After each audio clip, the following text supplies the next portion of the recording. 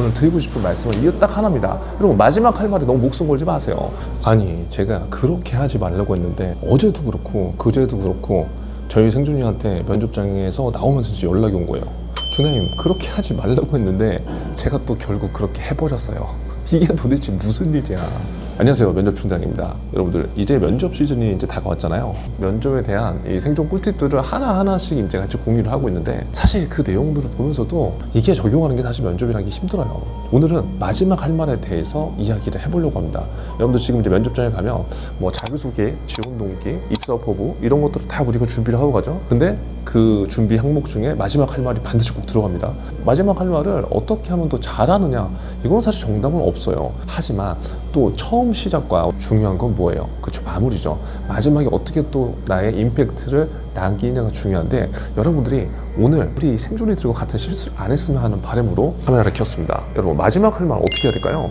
조금 전에 이제 연락을 준 저희는 마지막 할 말의 버전을 한 5, 6가지 쭉 만들어 놨더라고요. 뭐 생존 면접 바이블도 보고 백문백답도 참고를 했고 또 본인 스스로도 만든 것도 있고, 얼마나 준비를 했겠어요. 그래서 마지막 할 말도 내가 딱 멋있게 딱 하려고 했는데, 이게 지금 마지막 할 말이 사실 우리한테 막 무한정 시간이 주어지는 게 아니라 내 얘기할 거 다 얘기하고 남들 얘기할 거 또 다 듣고 막 그러다 보니까 긴장감도 사실 아예 풀리진 않지만 처음에 얘기했을 때 그 면접 텐션은 아니겠죠. 그리고 또 마지막 할 말을 또 하려고 하는데 또 남들이 또 하는 이야기를 들으면서 어떻게 돼요?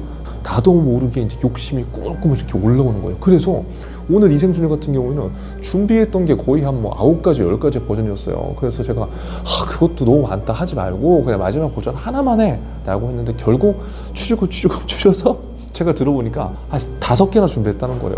제가 그렇게 얘기를 했음에도 불구하고 본인은 얼마나 답답했으면 또 그렇게 5개까지 준비했겠습니까? 그래서 그걸 갖다가 뭐라고 하는 건 아니지만, 여러분, 결국 마지막 할 말은 우리가 5개를 준비하건 10개를 준비하건 사용할 수가 없다고, 하나만 쓰는 거야. 그렇죠? 그럼 마지막 할 말에서 우리가 이렇게 왜 욕심을 부리냐,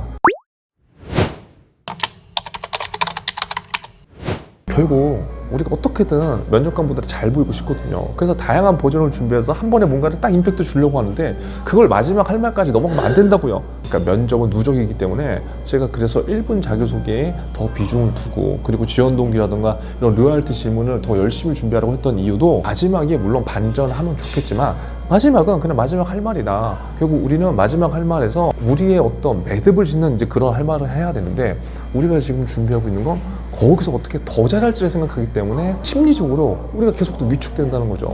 그래서 제가 여러분들한테 오늘 드리고 싶은 말씀은 이거 딱 하나입니다. 여러분, 마지막 할 말에 너무 목숨 걸지 마세요. 그리고 너무 많은 버전 준비하지 마세요.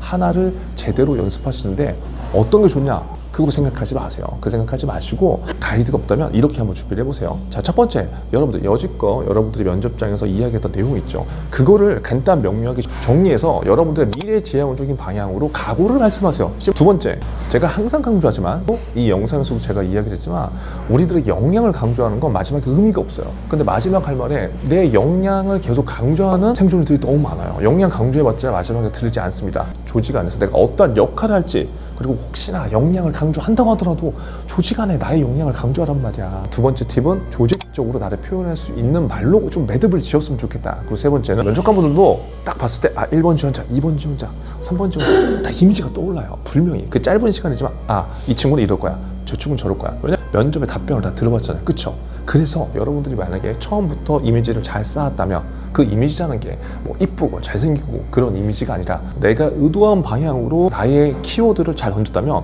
그 키워드를 마지막에 한 번 더 강조해주면서 마무리를 짓자는 거죠. 저 같은 경우에는 뭐예요? 저는 1분 자기소개나 지원 동기 이럴 때 모두 생존이라는 키워드, 열정이라는 키워드, 행동이라는 키워드를 저는 다 녹였을 거예요. 그럼 마지막에 나를 그걸로 다시 한번 표현해주면서 마지막 할 말을 마무리하자는 거죠. 마지막 할 말 너무 어렵게 생각하지 마시고요. 여러분들이 준비한 그런 멘트 있죠? 그런 멘트 그냥 하셔도 됩니다. 단 주의해야 될 건, 마지막 할 말로 뒤집을 생각하면 된다, 안 된다? 안 된다. 그런데 이런 경우가 있어요. 저 처음에 너무 못했는데, 그럴 경우에는 어떻게 해요?